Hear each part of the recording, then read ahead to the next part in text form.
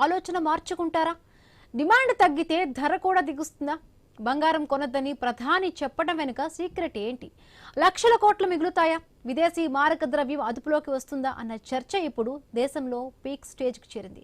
తెలంగాణ టూర్కు వచ్చిన మోదీ దేశ ప్రజలు బంగారం కొనుగోలుపై స్వీయ నియంత్రణ పాటించాలంటూ కూడా పిలుపునిచ్చారు.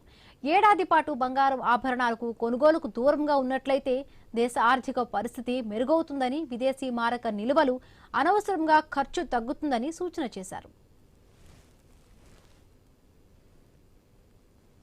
साथियों, गोल्ड यानी सोने की खरीद एक और पहलू है जिसमें विदेशी मुद्रा बहुत अधिक खर्च होती है।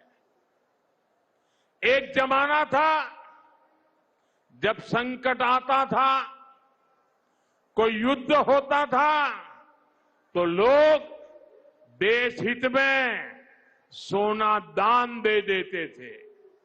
आज दान की जरूरत नहीं है, लेकिन देश हित में हमको ये तय करना पड़ेगा कि साल भर तक घर में कोई भी फंक्शन हो, कोई भी कार्यक्रम हो, हम सोने के गहने नहीं खरीदेंगे, सोना नहीं खरीदेंगे।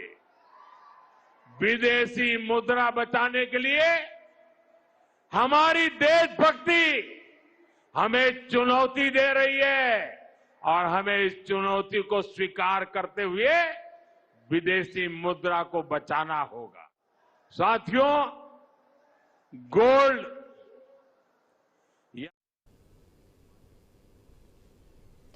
నిజానికి మన దేశంలో బంగారం దాదాపుగా 90% పైనే విదేశాల నుంచి దిగుమతి అవుతోంది. దేశంలో ఉన్న బంగారం డిమాండ్ రీత్యా పెద్ద ఎత్తున బంగారాన్ని విదేశాల నుండి దిగుమతి చేసుకుంటున్నారు. 2025-26 ఆర్థిక సంవత్సరంలోనే సుమారుగా $72 బిలియన్ విలువైన గోల్డ్ దిగుమతి చేసుకుంది. భారతీయులకు బంగారంతో అవినాభావ సంబంధం ఉంది. అందులోనూ ముఖ్యంగా దక్షిణ భారతదేశంలో బంగారం అంటే కుటుంబాలకు తరతరాల సాంప్రదాయంగా వచ్చే ఆస్తి. బంగారు ఆభరణాలను ధరించేందుకు ఎక్కువగా మహిళలు ఆసక్తి చూపిస్తూ ఉంటారు. పసిడి ఆభరణాలు మన దేశంలో పెళ్లిళ్లు, ఇతర శుభకార్యాల సమయంలో కొత్తవి కొనుగోలు చేసేందుకు ఆసక్తి చూపిస్తూ ఉంటారు.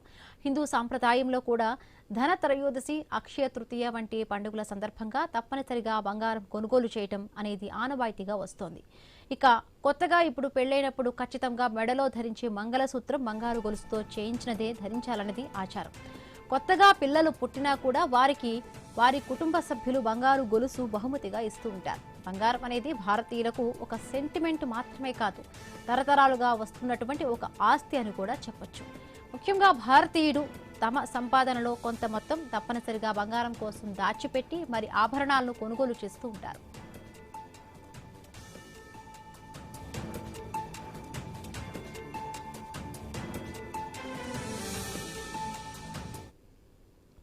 మరి ఇంత సాంప్రదాయం ఉన్నటువంటి మన దేశంలో బంగారం కొనుగోలు పైన స్వీయ నియంత్రణ పాటించమని పౌరులను అడిగితే అది సాధ్యమవుతుందా అనేది ముందు తేలాల్సి ఉంటుంది. నిజానికి బంగారం ధరలు ఇప్పటికే భారీగా పెరిగిపోయాయి. గడిచిన సంవత్సర కాలంగా గమనించినట్లయితే బంగారం ధర దాదాపుగా 80% వరకు పెరిగింది. ఇప్పటికే బంగారం కొనుగోలు భారీగా తగ్గాయని బంగారం షాపుల యజమానులు చెబుతూ ఉన్నారు. మరి ప్రధాని మోదీ పిలుపు పైన పసిడి ఆభరణాల కొనుగోలు విషయంలో ప్రజలు స్వీయ నియంత్రణ పాటించినట్లయితే దేశంలో బంగారం డిమాండ్ మరింత తగ్గే అవకాశం ఉంటుంది. అప్పుడు స్థానికంగా ధరలు తగ్గి వచ్చే అవకాశం ఉందని కూడా నిపుణులు భావిస్తూ ఉన్నారు.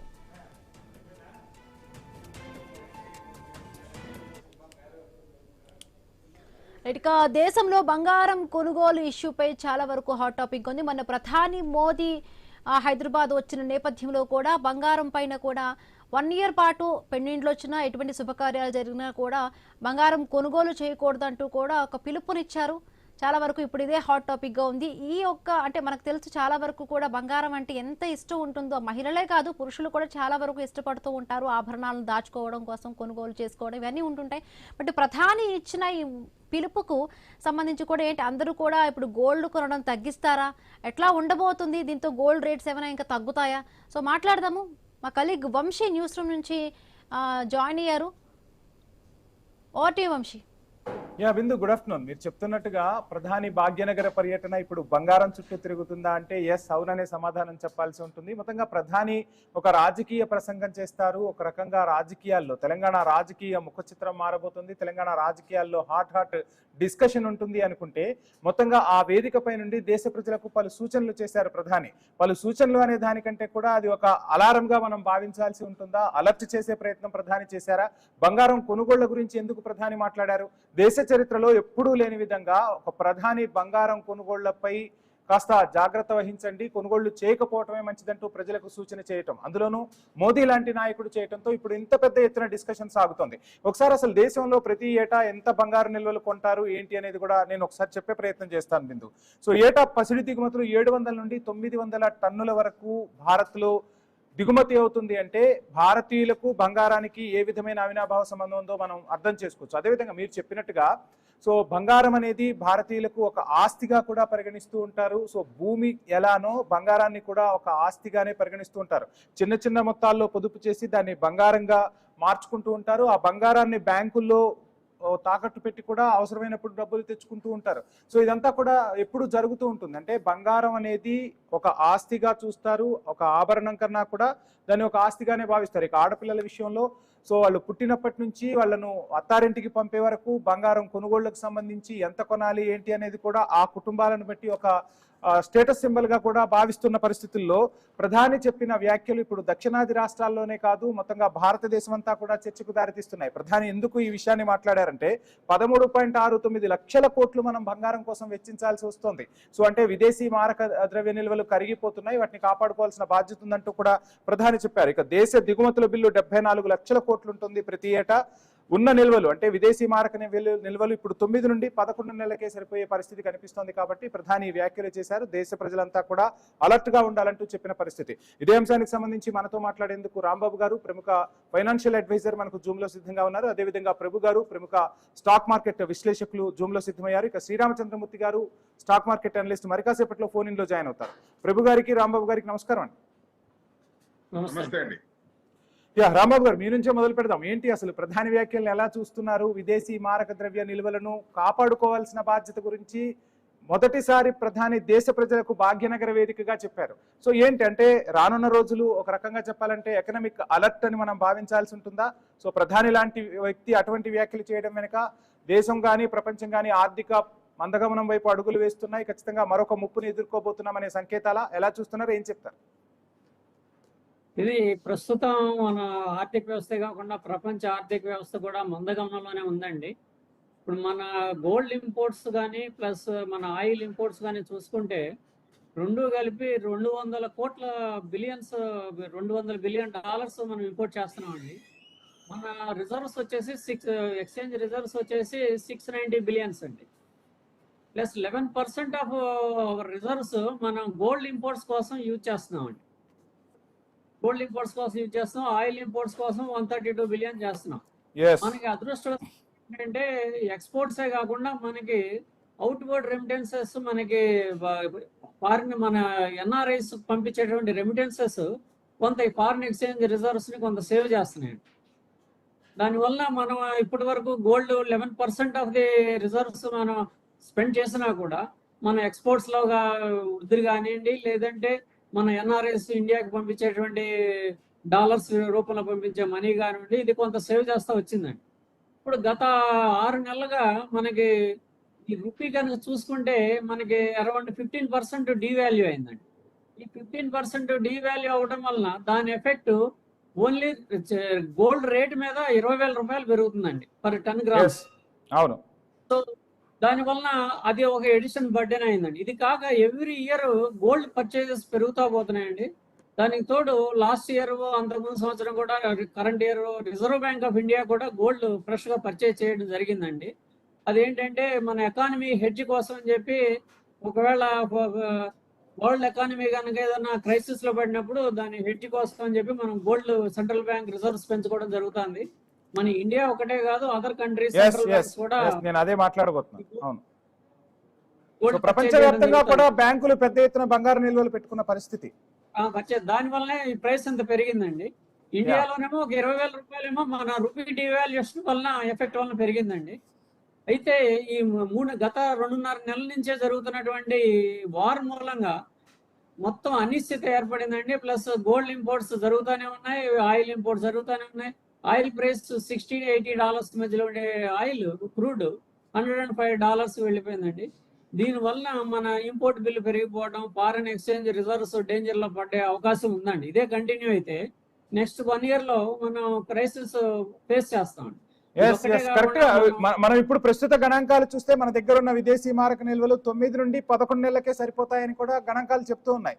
సో ఇటువంటి పరిస్థితుల్లో జాగ్రత్తగా ఉండాలని ప్రధాని పిలుపునిచ్చిన అంశాన్ని మనం చూస్తూ ఉన్నాం. సో అందరూ కూడా చాలా జాగ్రత్తగా ఉండాల్సిన పరిస్థితి ఉందంటారా? ఇది జాగ్రత్తగా ఉండాలండి. అది కాషన్ చేశారు, చాలా జాగ్రత్తగా ఉండాలి. అందుకే గవర్నమెంట్ లో వాళ్ళకి ఫస్ట్ హ్యాండ్ ఇన్ఫర్మేషన్ ఉంటుంది కాబట్టి వాళ్ళు ముందే కాషన్ చేశారు. కానీ ప్రజలు కనుక దాన్ని కనుక కేర్ చేయలేదనుకోండి, పర్చేస్ జరుగుతున్నాయి అనుకోండి, అప్పుడు గోల్డ్ మీద వాళ్ళు ఇంపోర్ట్స్ కర్బ్స్ పెట్టే అవకాశం ఉందండి. ఎందుకంటే ఇంపోర్టర్స్ లెవెల్లో దాన్ని కట్టేలు చేస్తారండి సర్టన్ లెవెల్. రాంబాబు గారు మాట్లాడదాం, మళ్ళీ మీ దగ్గరకు వస్తాను. ఒకసారి ప్రభు గారితో మాట్లాడదాం.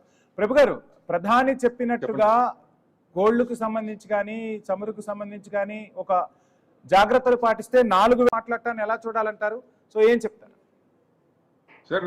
1967 June 6th ఇందిరాగాంధీ కూడా డిక్లేర్ చేసింది, is national discipline, don't buy gold. అంటే ఎక్స్చేంజ్ పొజిషన్, కొంచెం ఫారెన్ ఎక్స్చేంజ్ పొజిషన్ క్రిటికల్ గా ఉంది, అది రిజర్వ్స్ తగ్గుతున్నాయి అనుకున్నప్పుడు జనరల్ గా చేస్తారు. ఇదేం పెద్ద ప్రాబ్లం కాదు, ఆయన చెప్పింది కరెక్టే. కాకపోతే స్టేజ్ ఎక్కడ చెప్పాల్సింది అక్కడ పొలిటికల్, ఇక్కడ హైదరాబాద్కి వచ్చి చెప్పడం మేబీ అక్కడ చెప్పకుండా ఉండాల్సింది. ఏదేమైనా చూడండి, ఇప్పుడు గోల్డ్ ఇంపోర్ట్ బిల్లు $72 బిలియన్ అయింది 2026 ఇప్పటికి. యాక్చువల్ గా అంతకు ముందు $58 బిలియన్, 23లో $26 బిలియన్. అంటే మీకు 25కి వచ్చేదానికి 26 బిలియన్ డబుల్ అయిపోయింది. ఇప్పుడు చూస్తే గోల్డ్ ఇంపోర్ట్ బిల్ పెరుగుతోంది. సో ఎక్కువ కొన్నప్పుడు ఏమవుతుందంటే మనకి ఫారెక్స్ రిజర్వ్స్ బాగా తగ్గిపోతాయి అన్న ఇది. ఎందుకంటే ఇప్పుడు క్రూడ్ కొన్నా ఏదైనా ఏం చేసినా ప్రస్తుతానికి డాలర్ డామినేషనే ఉంది కాబట్టి కన్వర్షన్ డాలర్ లోనే చేయాలి. సో కన్వర్షన్ లో డాలర్ చేసినప్పుడు ఇప్పుడు ఎక్కువ మంది కూడా డాలర్స్ ఎక్కువ రిజర్వ్స్ ఉన్నప్పుడు 60%, ఎందుకంటే వరల్డ్ మొత్తం తీసుకుంటే ఫారెక్స్ రిజర్వ్స్ $16.5 ట్రిలియన్ ఉంటుంది. దాంట్లో 60% డాలర్సే ఉంటాయి. ఆ డాలర్స్ ఈ మధ్య కాలంలో ఒక 10% టర్న్ అయింది. అంటే ఇప్పుడు డాలర్స్ తగ్గుతున్నప్పుడు మీ గోల్డ్ పర్చేజ్ చేస్తారు, గోల్డ్ అందుకని పెరిగింది. ఇప్పుడు గోల్డ్ మీద ఎక్కువ చేస్తున్నప్పుడు ఇప్పుడు మన INR ఈస్ రీచింగ్ టు 100, అంటే అది ఇబ్బందే కదా ఒక రకంగా. సో ప్రస్తుతానికైతే అది చెయ్యొద్దు అనే ఆయన ఏం చెప్పాడంటే పూర్తిగా చేయొద్దని చెప్పలా, ఎక్కువ అంటే ఇన్వెస్ట్మెంట్ పరంగా ఇప్పుడు ఏదైనా దుబాయ్కి వెళ్ళి గోల్డ్ తెచ్చుకోవడం ఇట్లాంటి చేస్తూ ఉంటారు కదా, అట్లాంటి ఇన్వెస్ట్మెంట్ గోల్డ్ తేవాలంటే, ఎందుకంటే గోల్డ్ తేవాలంటే మనం బయట నుంచే తెచ్చుకోవాలి కానీ మనకి ఇక్కడ ప్రొడక్షన్ లేదు. సో దాని డాలర్స్ లోనే పే చేయాలి కాబట్టి అది మనకి ఇబ్బంది అని చెప్పాడు ఆయన. సో ఎట్టి పరిస్థితుల్లో దాదాపు అంటే క్వాంటిటీ తగ్గింది, 721 tons తగ్గింది, కానీ ప్రైస్ పెరిగింది. అదే ఇబ్బంది అవుతుంది, గోల్డ్ ప్రైస్ విపరీతంగా పెరిగింది. ఇంతకుముందు ఇంత గోల్డ్ లేదు కదా, లాస్ట్ 4-5 years నుంచే విపరీతంగా పెరిగింది నిజంగా. అందుకని డాలర్స్ అనేది ఎక్కువ స్పెండ్ చేయాల్సి వస్తుంది. దాన్ని తగ్గించండి, అవసరానికి చేయండి కానీ అవసరం మించి చేయబాకండి అనే ఉద్దేశం అయింది. అంటే గవర్నమెంట్ ఏం చేస్తుందంటే గోల్డ్ ఎలా చూస్తుంది, it's discretionary import, we can reduce that. అదే ఆలోచించండి. మీకు ఏదైనా షిఫ్ట్ చేయండి, ఏదైనా మీ సేవింగ్స్ అన్ని కూడా ప్రస్తుతానికి FDs కానీ మ్యూచువల్ ఫండ్స్ కానీ బాండ్స్ కానీ, that will help the funds economic growth. అది ఫైనాన్స్ సిస్టమ్ కి సపోర్ట్ గా ఉంటుంది ఈ సిస్టమ్ లో. ఎందుకంటే INR is coming down, it's nearer to 100. So తొందరలో మళ్ళీ RBI డ్యూటీ అది దాన్ని ట్రాక్ చేయడానికి. సో RBI తొందరలో ప్రికాషన్స్ తీసుకుంటుంది. సో అప్పుడు కొంచెం తగ్గే ఛాన్స్ ఉంటుంది. ప్రస్తుతానికి సపోర్ట్ చేయాలన్నట్టు. ప్రభు గారు మాట్లాడదాం, ఒక షార్ట్ బ్రేక్ తీసుకుందాం. Stage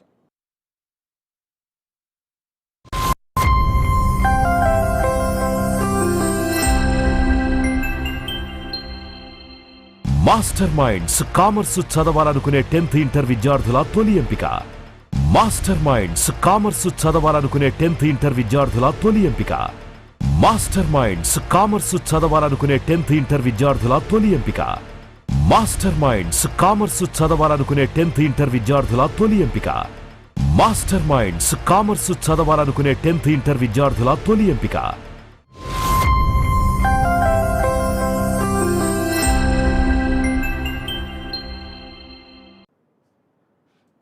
back to question. Sriram Chandramurthy garu, good afternoon. Sir good afternoon అండి. ఏంటి మొత్తంగా ప్రధాని బంగారం కొనవద్దంటున్నారు, దేశ ఆర్థిక వ్యవస్థకు బంగారానికి సంబంధం ఏంటి అంటూ ప్రజల్లో పెద్ద ఎత్తున చర్చ సాగుతున్న పరిస్థితి. మరోవైపు బ్యాంకులే తీసుకొచ్చి బంగారాన్ని కొనుక్కుంటున్నాయి, బంగారాన్ని నిల్వలు పెట్టుకుంటున్నాయి. అటువంటి పరిస్థితుల్లో సామాన్యుడు బంగారం కొనుక్కోవాలి అంటూ కూడా ప్రజలు చర్చించుకుంటున్నారు. అండ్ రాబోయే రోజుల్లో ఇప్పటికే బంగారం పెరిగిపోతుంది, కొనలేని పరిస్థితికి వచ్చింది. ఇక రాబోయే రోజుల్లో కొనలేమని చెప్పి కూడా చాలా మంది కంగారు పడుతున్న పరిస్థితులు. సో ఏంటి అసలు ప్రధాని ఎందుకు అలా మాట్లాడారు, ఏం జరుగుతుంది అంటే ఒక్కసారిగా కొనుగోళ్లు తగ్గితే బంగారం ధరలు దిగొచ్చే అవకాశం ఉందా, ఏంటి అసలు ఆ స్టేట్మెంట్ వెనుకున్న రహస్యం ఏంటంటారు? యాక్చువల్ గా అండి, ఇప్పుడు ఇది ఆయన చెప్పిన పాయింట్ లో ఓకే, ఒక ఎక్స్పర్ట్ గా చెప్పాలంటే ఇప్పుడు మనకి ఎకానమీ పాయింట్ ఆఫ్ వ్యూ లో చూస్తే గోల్డ్ ఇటు మనం డాలర్స్ లో కడుతున్నాము, దానివల్ల ట్రేడ్ గ్యాప్ వస్తుంది, దానివల్ల ఇప్పుడు కంట్రీ పాయింట్ ఆఫ్ వ్యూ లో కరెక్ట్ గానీ ఆయన మరి ఇప్పుడు నేను సామాన్యుడికి బంగారానికి మించి ఆల్టర్నేటివ్ ఏమీ లేదు కదా. ఇప్పుడు సపోజ్ ఆల్టర్నేటివ్ ఉంటే మనం షిఫ్ట్ అవుతాం. ఇప్పుడు ఆల్టర్నేట్ చూపించాలి ఆయన చెప్పినప్పుడు, ఇది కొనొద్దు అన్నప్పుడు ఏది కొనాలి. ఇప్పుడు నాది ఇప్పుడు పెళ్ళే ఉంది, గోల్డ్ చేయించాలి, దాని బదులు ఆల్టర్నేట్ ఏది చేయించాలి అనేది కూడా చెప్తే బాగుండేది. ఇప్పుడు మామూలుగా ఇన్వెస్ట్మెంట్ లో స్టాక్ మార్కెట్ అంటే ఎటు ప్రస్తుతానికి ఒక 1 year ఆగమన్నారు, అంతేగాని మిమ్మల్ని కొనుక్కోవద్దని చెప్పలేదు, ఆల్టర్నేటివ్ చెప్పాలని లేదు.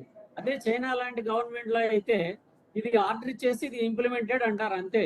బ్యాంకులు కొన్ని, నాకు సేవింగ్స్ బ్యాంక్ లో అకౌంట్ ఉంది, $10,000 డ్రా చేయాలన్నా కూడా బ్యాంకు పరిస్థితి బాగోకపోతే లేదు పొమ్మంటారు చైనా లాంటి కంట్రీలో. మంది ప్రజాస్వామ్య దేశం కాబట్టి ప్రధాని గారు కూడా ఏంటంటే ప్రజలకి ఒక విన్నపం చేశారు, తక్కువ కొనుక్కోండి, మా కంట్రీ పరిస్థితి ఇదే అని చెప్పి ఎక్స్ప్లెయిన్ చేయడానికి ట్రై చేశారు. కాకపోతే చాలా మందికి ఆ విషయం అర్థం కాకపోవచ్చు. కానీ ఇదే పరిస్థితి కనుక కంటిన్యూ అయితే నెక్స్ట్ 1 year లో మన ఎకానమిక్ క్రైసిస్ లో పడతామండి. ఎందుకంటే శ్రీలంక వచ్చిన స్టేటస్ రావచ్చు, మన పెట్రోల్ డీజిల్ కూడా స్కేర్సిటీ వస్తుందండి, వాటి మీద కూడా ఖర్చు పెట్టాల్సిన పరిస్థితి వస్తుంది. Already petrol bunks every Sunday close చేస్తామని అనౌన్స్మెంట్ చేశారు. అది అసోసియేషన్ వాళ్ళు ఒక 5 సదరన్ స్టేట్స్ అన్ని కూడా అనౌన్స్ చేసినాయండి. Every Sunday petrol bunks are close. కాబట్టి ప్రధానమంత్రి చేసినటువంటి సూచనని మనం పాజిటివ్ గా తీసుకోవాలండి. అది ఆయన కొనొద్దని కొద్దిగా కొనుక్కోమని చెప్పారు, మీ అవసరాలకు తగ్గట్టుగా కొనుక్కోండి, కానీ దీన్ని ఇన్వెస్ట్మెంట్ కింద కానీ ట్రేడింగ్ కింద కానీ ఒక్క 1 year కొనొద్దని చెప్పారండి. 1 year పీరియడ్ పెట్టారు. ఎందుకంటే మనం పామోలిన్ ఇంపోర్ట్ చేస్తున్నాం, దాని మీద ఫారెన్ ఎక్స్చేంజ్ ఇదవుతుంది, ఆయిల్ ఇంపోర్ట్ చేస్తున్నాం, దాని మీద ఇదవుతుంది, ఇట్లా మనం మిషనరీ కొంత ఇంపోర్ట్ చేస్తాం, ఇట్లా అన్నిటి మీద మా ఫారెన్ ఎక్స్చేంజ్ రిజర్వ్స్ కనుక స్పెండ్ చేస్తూ పోతే తర్వాత మనం క్రైసిస్ లో పడతామండి. మెయిన్ డ్రాబ్యాక్ ఏంటంటే మనకి ఆయిల్ ఇంపోర్ట్స్ మొత్తం 80% ఆయిల్ ఇంపోర్ట్స్ మీద ఆధారపడడం అనేది మన కంట్రీకి ఉన్నటువంటి డ్రాబ్యాక్ అండి. అది మెల్లగా ఇప్పుడు ఈవీలు కానివ్వండి, ఇవన్నీ కానివ్వండి, లేకపోతే మన కంట్రీలో ఆయిల్ ఎక్స్ప్లోరేషన్ కావండి, ఇవన్నీ చేయడానికి ఒక 10 to 20 years పడుతుందండి. వస్తుంది సెల్ఫ్ సఫిషియన్సీ రావడానికి ఒక 20 years పడుతుంది. ప్లస్ చేంజ్ ఆఫ్ కన్జంప్షన్ కూడా మారుతుంది. ఇప్పుడు డీజిల్ నుంచి ఈవీలకి ఎలక్ట్రిసిటీ ఇవన్నీ మారుతాయి. కాబట్టి ఇదంతా టైం టేకింగ్ ప్రాసెస్ అండి. అట్లాగే మనకి అండమాన్ నికోబార్లో కానీ మిగతా కొన్ని నార్థర్న్ స్టేట్స్లో కానీ ఆయిల్ రిజర్వ్స్ అనేవి చేశారు, ఎక్స్ప్లోరేషన్ స్టార్ట్ చేశారండి. ఇవన్నీ ఏంటంటే it will take 15 to 20 years time అండి. కాబట్టి ఈ లోపల మనం ఏంటంటే దేశ శ్రేయస్సు దృష్ట్యా ఆయన చెప్పిన మాటలు మనం కనుక విని మన అవసరం మేరకు కొనుక్కోవచ్చండి. అవసరాలకు మించి అనవసరంగా విలాసాల కోసం కొని మనం లాకర్లో పెట్టడం ఇవన్నీ వేస్ట్ అండి. మన దేశ దృష్ట్యా ఆయన చెప్పింది కరెక్ట్ అని అనుకుంటున్నాను. ప్రభు గారు, 2025-26లోనే 24% పైగా పెరిగింది ధర. సో చాలా మందికి ఉన్న అనుమానం ఏంటంటే 2030కి అసలు బంగారాన్ని మనం అందుకోలేము అన్న పరిస్థితులు కనిపిస్తున్నాయి. ఆ భయం కూడా జనాల్లో ఉంది. సో ఏంటంటే బంగారానికి ఆల్టర్నేట్ ఏంటి, అసలు ఇన్వెస్ట్ చేయాలనుకునే వాళ్ళు ఎందులో ఇన్వెస్ట్ చేయొచ్చు అంటారు? ఒక అనలిస్ట్ గా మీరు ఏం చెప్తారు? అంటే సార్, ఇండియాని సోనేకి చిడియా అంటారు. అది ఎవరు కూడా ఆగరు, ఎందుకంటే పెళ్లిళ్ళు ఉంటే కంపల్సరీ కొనాల్సిందే. అంటే ఎక్కువ కొనొద్దన్నారు, మంచిదే, సంతోషం. కానీ ఇప్పుడు పరిస్థితి సిచ్యువేషన్ ఈ టైంలో చెప్పడం అనేది కొంచెం పెయిన్ అనిపిస్తుంది ఇన్వెస్టర్స్కి. ఎందుకంటే ఈక్విటీ ఆల్రెడీ ఇబ్బంది పడుతున్నాం. దాదాపుగా సంవత్సరం నుంచి సంవత్సరంన్నర నుంచి ఈక్విటీ 24 సెప్టెంబర్ నుంచి ఈక్విటీ ఇబ్బంది పడుతున్నాం. ఆల్టర్నేట్ గోల్డ్ అంటే ఆ అసెట్ హెడ్జ్ చేసుకొని కొంతమంది బ్యాలెన్స్ అయ్యారు, కొంచెం సాటిస్ఫాక్షన్ ఉంది. ఇప్పుడు ఫెడ్ చైర్మన్ జిరోమ్ పవల్ వెళ్ళిపోయిన తర్వాత కెవిన్ మాస్టర్ సీట్ లోకి వచ్చినప్పుడు నెక్స్ట్ కమింగ్ ఫెడ్ మీటింగ్ లో ఇంట్రెస్ట్ రేట్ తగ్గుతున్నప్పుడు ఇంట్రెస్ట్ డెఫినెట్ గా అసెట్ క్లాస్ లో గోల్డ్ పెరుగుద్ది. ఈ టైంలో వద్దన్నారు కదా, ఎందుకంటే నెక్స్ట్ 6 months లో తేడా రావచ్చు.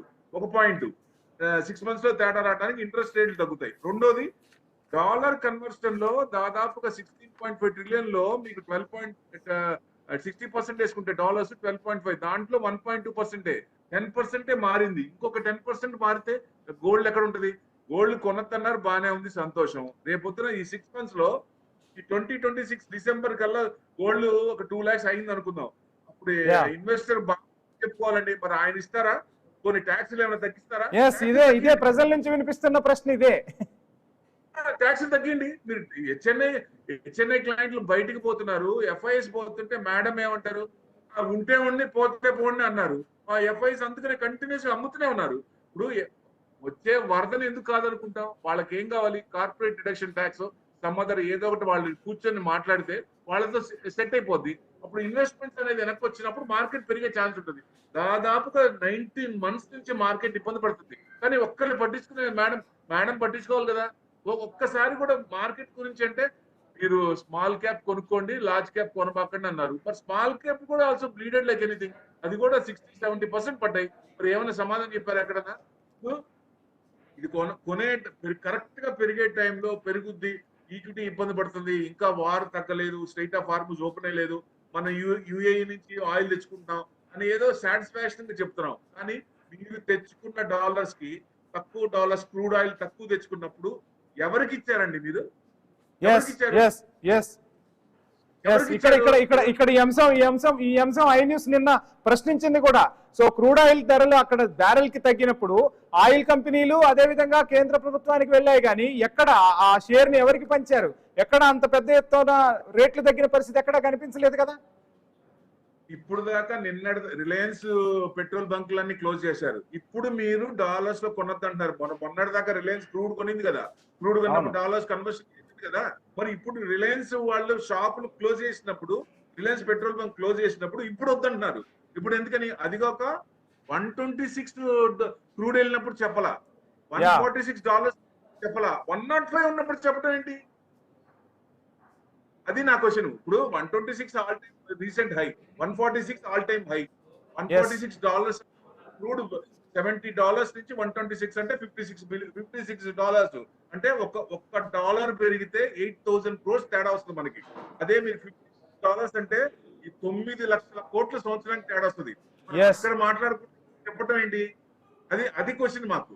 అది కదా. ఇప్పుడు ఆల్రెడీ మేము ఈక్విటీ ఇన్వెస్ట్మెంట్ చేసి ఇన్వెస్టర్స్ అందరూ ఇబ్బంది పడుతున్నప్పుడు మీరు పెరిగేదాన్ని వద్దన్నారే ఈ టైంలో.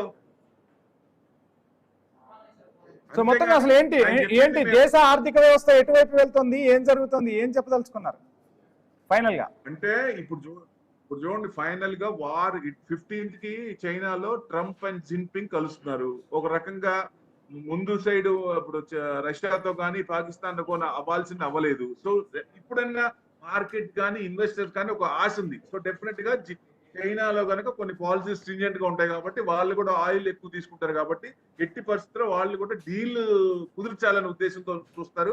వాళ్ళ మాట కూడా వినాలి. ఒక రకంగా భయం చైనాతో.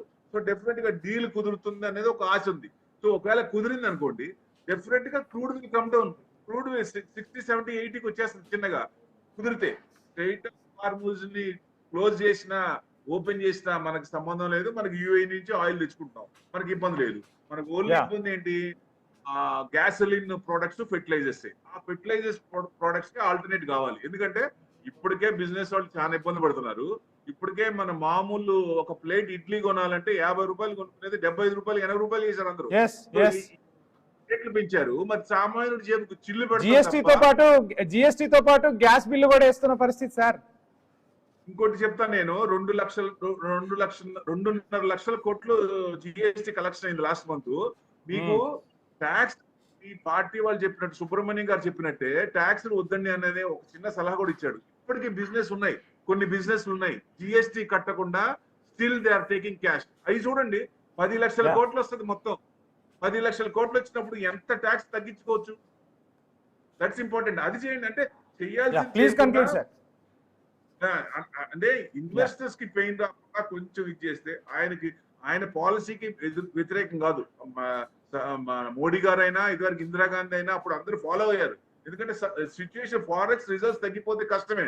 సో ఇప్పుడు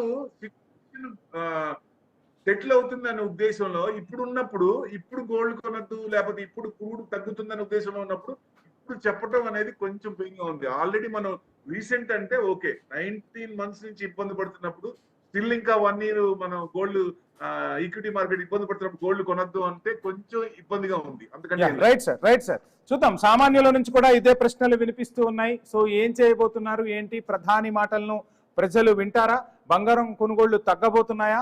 బంగారం కొనుగోళ్లు తగ్గితే ధర కూడా తగ్గుతుందా? రాబోయే రోజుల్లో ఎటువంటి పరిణామాలు చోటు చేసుకుంటున్నాయనేది ఒక అంశం అయితే, మరోవైపు విదేశీ మారక నిల్వలు ఇక 9 నుంచి 11 నెలలకే సరిపోయేలా ఉన్నాయి. ప్రతి రూపాయిని కూడా ఆచితూచి ఖర్చు పెట్టాలంటూ ప్రధాని చెప్తూ ఉన్నారు. ఒక రకంగా విదేశీ మారక నిల్వలకు సంబంధించి బ్రాండ్ అంటే విదేశీ బ్రాండెడ్ వస్తువులను కొనొద్దని చెప్తూ ఉన్నారు. పెట్రోల్ డీజిల్ ను చాలా చౌకగా వాడుకోవాలి, పబ్లిక్ ట్రాన్స్పోర్ట్ వైపు మొగ్గు చూపాలని చెప్తున్న ప్రభుత్వాలు అవి కూడా అంటే ఒక ముఖ్యమంత్రి, ఒక ప్రధానమంత్రి, ఒక మంత్రి బయటికి వస్తే 4-5 కార్ల కాన్వాయిలు తీసుకొని వాళ్ళు కదా దేశానికి సంబంధించి ఇంధనాన్ని ఎక్కువగా వినియోగిస్తుంది, ముందు వాళ్ళ నుంచి మార్పు రావాలి కదా అని కూడా ప్రజలు కోరుతున్న పరిస్థితి.